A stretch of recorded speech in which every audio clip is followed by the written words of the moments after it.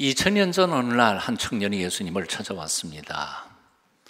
이 이야기는 공관복음서, 마태마가, 누가복음에 다 등장하는 이야기입니다. 이 청년은 부자였고 이스라엘의 높은 관직에 있었던 관원이었습니다. 그러니까 이 청년은 돈과 권력을 아울러 가진 데다가 그 두 가지를 누릴 수 있는 젊음까지도 있었던 사람이었습니다. 행복의 모든 조건을 다 갖춘 위에다가 이 청년은 한 가지 더 자신의 부족을 깨달을 줄 아는 지혜가 있었던 사람이기도 합니다. 자신이 누리고 있는 이 모든 것들이 얼마나 쉽게 사라져버릴 것인지를 잘 알고 있었습니다. 권력이 얼마나 쉽게 무너질 수 있는지, 자신의 소유한 재물이 얼마나 정함이 없는 것인지, 그리고 자신의 젊음이 얼마나 쉽게 시들어버릴 것인지를 잘 알고 있었습니다. 그래서 그는 달려와 예수님 앞에 무릎을 꿇고 물었습니다. 선생님, 제가 무엇을 하여야 영생을 얻을 수 있으리까? 주님께서 젊은이에게 대답하셨습니다. 네가 계명을 안 하니 그 계명들을 다 지켜라. 뜻밖에도 이 젊은이는 대답합니다. 자신 있게, 선생님, 그런 것들은 어려서부터 제가 다 지켰습니다. 대단한 그 청년을 바라보시면서 예수님은 사랑하셨다고 성경은 말씀하고 있습니다. 가질 만큼 가졌고 오를 만큼 올랐고 계명을 어려서부터 열심히 지키는 경건하게 살아왔으면서도 여전히 하나님 앞에서 영생을 얻기에는 부족하다는 마음, 부족한 마음을 느끼는 마음으로 예수님 앞에 무릎을 꿇었던 그 청년, 예수님께서는 그의 경건을 사랑하셨습니다. 그의 겸손과 지성을 사랑하셨습니다. 그래서 그는 한마디를 더 보태십니다. 내게 아직도 한 가지 부족한 것이 있으니 내 소유를 다 팔아 가난한 사람들에게 나누어 주고 너는 나를 따르라. 이 충격적인 말씀을 듣고 이 청년은 어떻게 반응합니까? 오늘 본문 10장 2절 함께 같이 읽어봅니다. 함께 읽지요. 시작. 그 사람은 재물이 많은 거로 이 말씀으로 인하여 슬픈 기색을 띠고 근심하며가 아니라 이 말씀으로 인하여 슬픈 기색을 띠고 근심하여 가니라. 한경직 목사님은 한때 이 청년에 대하여 이렇게 말씀하신 적이 있으십니다. 이 청년은 복음서에 잠깐 나타났다가 사라져버립니다. 그러나 우리는 이 청년의 이야기를 결코 잊을 수 없습니다. 정말 슬픈 이야기입니다. 한 비극적인 영혼이 여기에 있습니다. 이 청년의 눈은 빛을 보았습니다. 그 빛을 동경하였습니다. 그래서 예수님을 찾은 것입니다. 예수님 앞에 와서 인간이 물을 수 있는 가장 큰 질문을 했습니다. 무엇을 하여야 영생을 얻으리이까? 그러나 그는 그 영생의 대가를 지불할 만한 용기가 없었습니다. 그래서 결단을 내리지 못하고 슬픔을 안고 영생의 문턱에서 근심하며 돌아가 버리고 말았습니다. 세상에서 이 청년만큼 불쌍한 사람이 있었을까요? 우리는 예수님의 얼굴을 본 적도 없습니다. 하지만 2000년 전 이 청년은 자신의 육체의 눈으로 성육신하여 영생을 주기 위해 와 계신 예수 그리스도를 직접 만난 사람이었습니다. 그런데 그 영생의 문턱에서 그는 영생을 놓쳐버리고 만 것입니다. 곰곰이 생각해 보십시다. 2000년 전 영생을 포기하면서까지도 자기가 포기할 수 없었던 그 재물, 그 권력, 그 청년의 재물과 권력은 지금 2000년이 지난 지금 어디에 있을까요? 아니, 다른 거 다 치우고라도 장래가 촉망되었던 행복의 모든 조건을 갖추고 살았던 그 젊은이는 2000년이 지난 지금 어디에 있을까요? 2000년이 지난 지금 그 모든 것들은 아마도 이스라엘 땅 어느 곳에 날리는 한 줌 흙이 되어 있을 것입니다. 예수님은 청년에게 아직도 한 가지 내게 부족한 것이 있으니 라고 말씀하셨습니다. 아직도 부족한 그 한 가지 무엇이었을까요? 너무 쉽게 돈을 사랑하는 것, 돈을 포기하지 못한 것이라고 결론 내리지 마십시오. 이제 묻습니다. 여러분은 돈을 사랑하십니까? 안 사랑하십니까? 정직하게 말하세요. 예, 돈 사랑합니다. 하나님이 주신 재물들을 그렇게 쉽게 포기하실 수 있습니까? 잘 포기하기 힘듭니다. 그러니까 한마디로 예수님께서 청년에게 내게 한 가지 부족한 것이 있다 말씀하신 것은 단순히 재물에 대한 사랑이나 욕심을 지적하고 있는 것은 아닙니다. 한경직 목사님 말씀하셨던 그 본문 그대로 얘기하면 영생의 대가를 지불할 용기가 없었던 것이지요. 그리고 지금 포기하면 하나님께서 하늘의 놀라운 보화를 내게 준비하셨다는 그 말씀을 믿을 수 없었던 것이죠.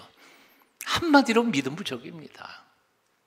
믿음이 없었던 것이고, 그 믿음이 없기에 결단할 수 없었던 것, 그 부족함 하나였습니다. 예수님께서는 네 이웃을 내 몸과 같이 사랑하라고 말씀하셨습니다. 이웃을 내 몸처럼 사랑한다는 것은 희생이 절대로 필요한 것입니다. 돈이든 시간이든 나눠줘야만 합니다. 희생 없이 어떻게 이웃을 사랑할 수 있단 말입니까? 그래서 참된 기독교 신앙이란 남을 해치지 않는 것 정도로 끝나는 종교 생활이 아닙니다. 남을 해치지 않는 것을 뛰어넘어서 남을 위하여 자신을 희생하면서 선을 행하는 삶이 필히 요구되는 것이 그 기독교 크리스찬의 삶입니다. 이 청년은 평생 남에게 손해를 끼치는 삶을 살지 않았을 것 같습니다. 하지만 그렇다고 해서 적극적으로 자신의 재물을 희생해서 선을 행하지는 않았었던 것이 분명합니다. 그래서 주님은 청년에게 그 사랑의 삶을 구체적으로 실천하기를 명령하셨던 것입니다. 하지만 청년은 그렇게까지 희생하면서까지 내 돈 써가면서까지 이웃을 사랑할 수는 없다고 생각했던 것입니다. 이 청년은 평생 하나님을 믿고 하나님의 계명을 지키며 살았습니다. 그래서 하나님의 놀라운 축복도 받고 재물도 얻고 지위와 명예와 권력도 얻었습니다. 남들 평생 노력해도 받을 수 없었던 것을 젊은 나이에 다 받아 누리고 있었습니다. 그런데 그 청년은 그것이 하나님의 은혜의 선물이라는 사실을 몰랐습니다. 그 모든 것의 주인이 자기가 아니라 하나님이신 것을 몰랐습니다. 그가 정말로 하나님을 믿었다면, 그리고 그가 그 모든 것의 주인이 하나님이시라는 사실을 믿을 수 있었다면 그는 욥처럼 이렇게 말했을 것입니다. 주신 분도 하나님이시요 가져가실 분도 하나님이십니다.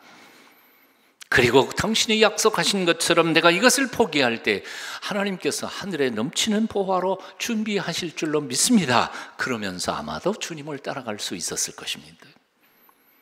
하지만 그렇게 못했습니다. 왜요? 믿음이 없었으니까요. 예수님의 약속을 믿지 못했습니다. 그리고 영생의 대가를 지불할 용기가 없었습니다. 그 한 가지. 역사상 가장 불쌍했던 청년, 그 슬픈 이야기, 그 비극적인 영혼이 오늘 아침 예배드리러 나온 여러분들의 이야기가 되지 않기를 간절히 축원합니다. 영생을 얻기 위하여 대가를 지불할, 기꺼이 지불할 용기, 그 한 가지가 여러분에게 있기를 축원합니다. 한때 2%가 부족할 때라는 이름의 음료수가 인기 있게 팔렸던 적이 있다고 합니다. 몸의 수분이 2% 부족하게 되면 사람들은 그때부터 갈증을 느끼기 시작한다고 합니다. 그렇게 갈증이 날 때 2% 부족한 수분을 공급한다고 해서 그래서 그 음료수의 이름을 2% 부족할 때라는 이름을 붙였다고 합니다. 이 장사 속으로 한 거죠. 근데 저는 그 음료 마셔본 적이 없어요. 있었는지도 모르고.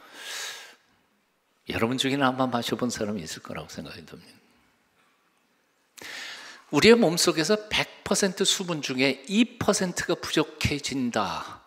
별로 무자를 것 없어 보일 것 같아요. 그렇지만 하나님께서는 우리의 육체를 얼마나 놀랍게 지으셨는지 2% 부족하는 순간 갈증을 느껴서 보충하도록 기계장치를 기가 막히게 만들어 놓으셨다는 겁니다. 2% 차이. 우리의 몸은 알고 반응을 합니다. 시시한 게 아니라는 거죠. 일본에서 알려진 동기부여 법칙인 1.01의 법칙이라는 것이 있다고 합니다. 1.01과 0.99 얼마 차이죠? 0.02 차이입니다. 이 산수 빼기 잘 해보시면 0.02 한마디로 말하면 2% 부족한 거죠.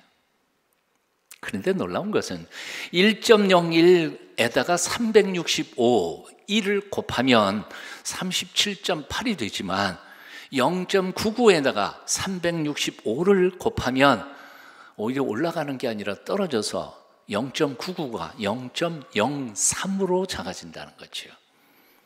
2%의 차이가 성공과 실패를 가른다는 거예요. 하루에 2%의 최선을 다하는 사람은 365일, 1년이 지나고 나면 약 36.5%의 놀라운 능력을 발휘하지만 2% 부족해서 게으른 사람은 1년 지나고 나면 오히려 거꾸로 0.03%의 실적을 내지 못한다는 거예요. 매일 2%만큼 열심히 일하는 사람이 진정한 명품을 만들고요, 2% 부족한 사람이 짝퉁을 만드는 것이다 그 말이에요. 1986년 1월 28일 미국 케네디 우주센터에서 발사한 미국 유인 우주왕복선 챌린저호가 발사 후 73초 만에 공중 폭발을 일으킵니다.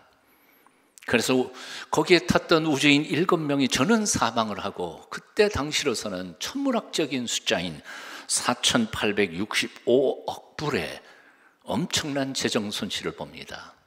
근데 그 엄청난 대사고 원인이 뭐냐면 바로 고무 파킹 하나가 추운 날씨에 얼어붙어서 제 기능을 발휘하지 못했기 때문에 일어난 사건이라고 합니다.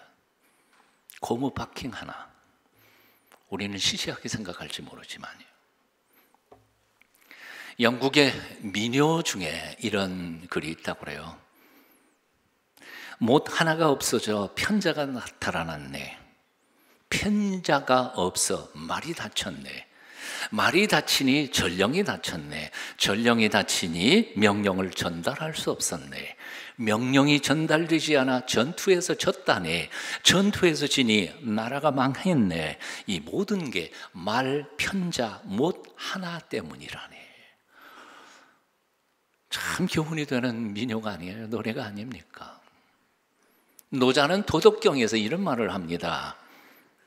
천하 난사 필작 어이여, 천하 대사 필작 어세니라.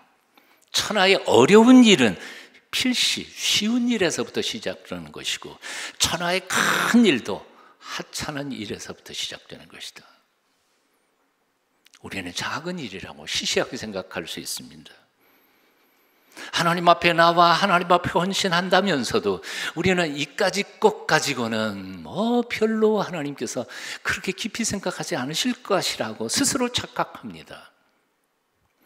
예수님 앞에 나왔던 청년은 그 2%의 모자람을 알고 느꼈던 사람이었습니다. 재물도 권력도 지혜도 심지어는 종교적 성실성도 하나님이 주시는 영생을 얻기에는 2% 부족하다는 사실을 깨달았던 지혜롭고 겸손한 청년이었습니다. 과연 예수님께서 사랑할 만한 젊은이였습니다. 그런데 그 지혜로운 젊은이가, 2% 부족함을 깨닫는 지혜를 가졌던 젊은이가 영생을 위하여 대가를 지불할 2% 용기가 부족해서 그만 영생의 문턱에서 뒤돌아서야만 했다는 슬픈 이야기입니다.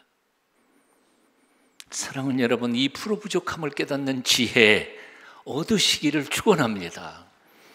동시에 2% 자신의 부족함을 깨닫고 주님 앞에 엎드려 하나님의 놀라우신 은총을 갈망하고 기도하는 열정이 여러분 속에 있게 되기를 축원합니다. 깨달은 말씀대로 실천할 수 있는 용기도 얻으시기를 바랍니다. 예수님은 사랑하는 그 청년에게 단호하게 말씀하셨습니다. 내게 아직도 한 가지 부족한 것이 있으니 네 소유를 팔아 가난한 자들에게 나눠주고 너는 나를 따르라.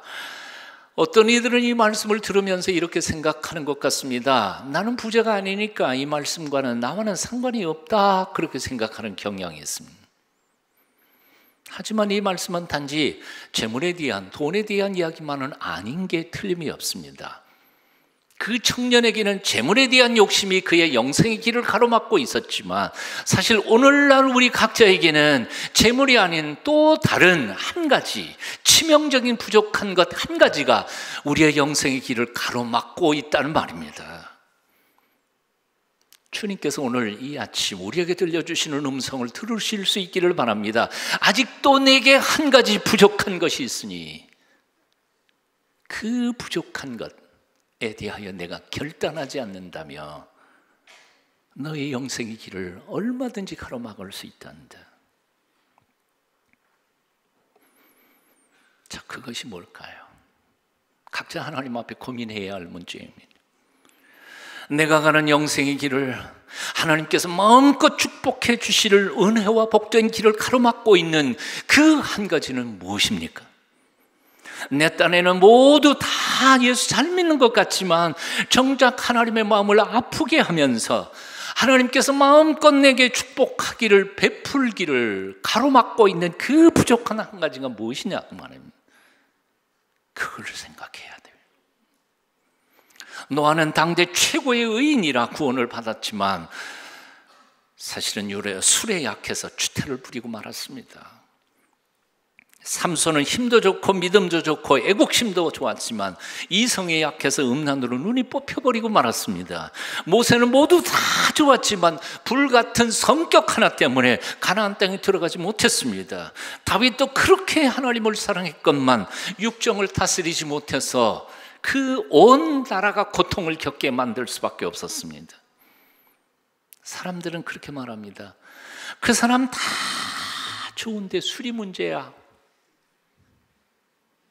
그 사람 다 좋은데 게으른 게 문제야. 뭐가 문제입니까? 다 좋은데 혈기가 문제야. 자존심 너무 센 게 문제야.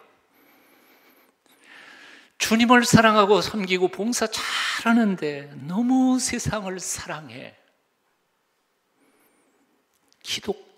기도 한 가지 부족한 게 문제야. 어쩌면 전도 한 가지 못하는 게 문제일 수도 있지 않을까요? 그 한 가지 부족, 혹시 내 인생 전체를 무너뜨리고 있지는 않는지요? 그 한 가지 부족 때문에 치명적인 질병에 걸리거나 아니면 사업에 실패하거나 인간관계가 무너져 내리고 있지는 않는지요? 마침내 나의 영생의 길을 가로막고 있지는 않는지요? 한번 따라해 보시겠습니다. 한 가지 부족이 만 가지 부족. 난 딱 한 가지, 이게 좀 문제다 그러는 것이 오히려 결정적인 부족일 경우에는 만 가지 부족보다 더 큰 문제일 수 있다는 겁니다. 사랑하는 여러분, 아직도 하나님 앞에 해결되지 못한 그 한 가지가 무엇인지를 곰곰이 묵상해 보십시오. 어쩌면 스스로 잘 알고 있을지 모릅니다. 모른 척하고 적당히 넘어가려고 하지 마십시오. 다른 모든 것들은 내가 다 잘하니까 이 정도는 하나님께서 봐주시겠지 착각하지 마십시오. 하나님은 오직 그 한 가지를 하라고 우리에게 명령하고 계시는데 본문에 나타난 청년처럼 스스로 자족하면서 그 부족한 것을 해결하지 않을 채 제멋대로 살아가고 있는 것은 아닐까요?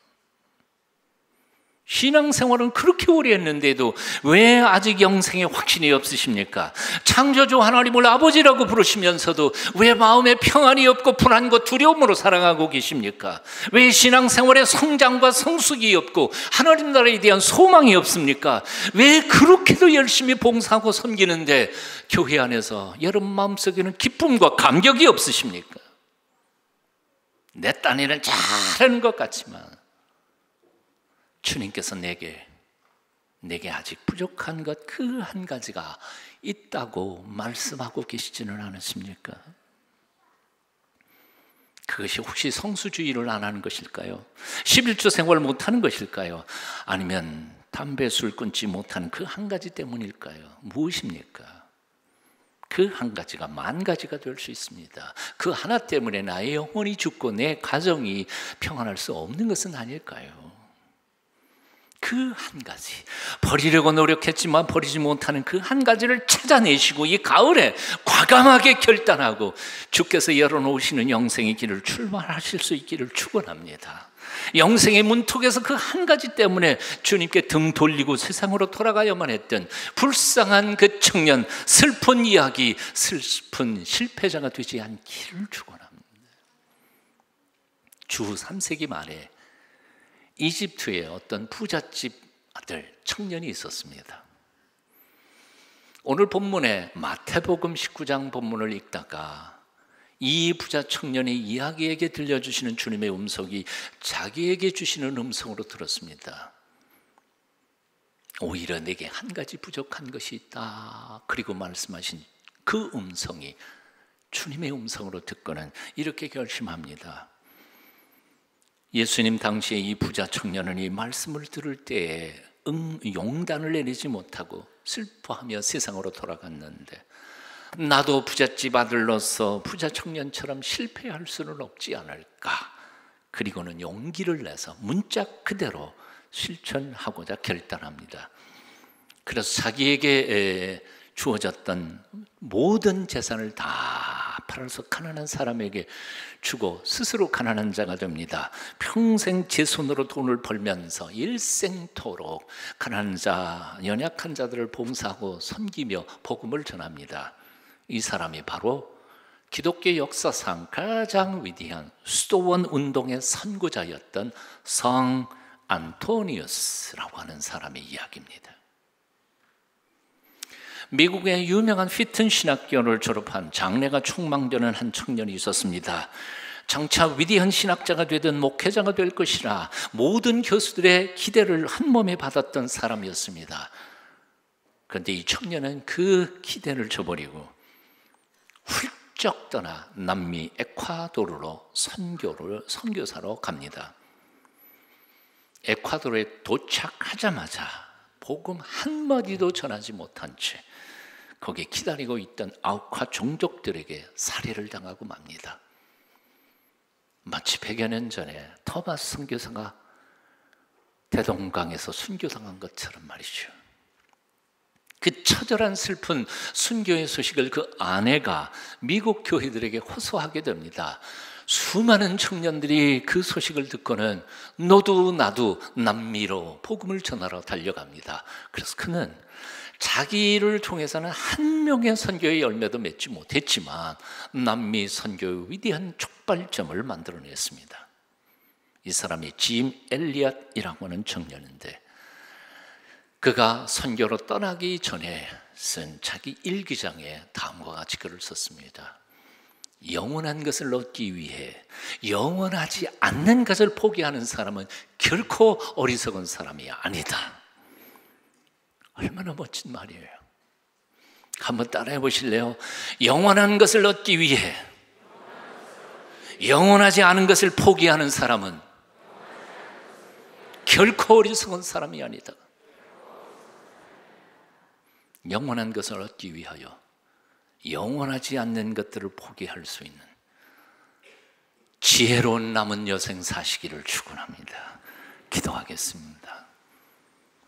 거룩하신 주 예수님, 2%가 부족한 것이 아니라 98%가 부족함을 느끼는 마음으로 오늘도 저희들이 주님 앞에 엎드렸습니다. 두렵고 떨리는 마음으로 주님께서 말씀하시는 그 2%의 경고를 흘려 듣지 않도록 거룩한 결단과 용기로 영생의 길을 가도록 오늘 우리를 붙잡아 주시옵소서. 예수님 이름으로 기도합니다. 아멘.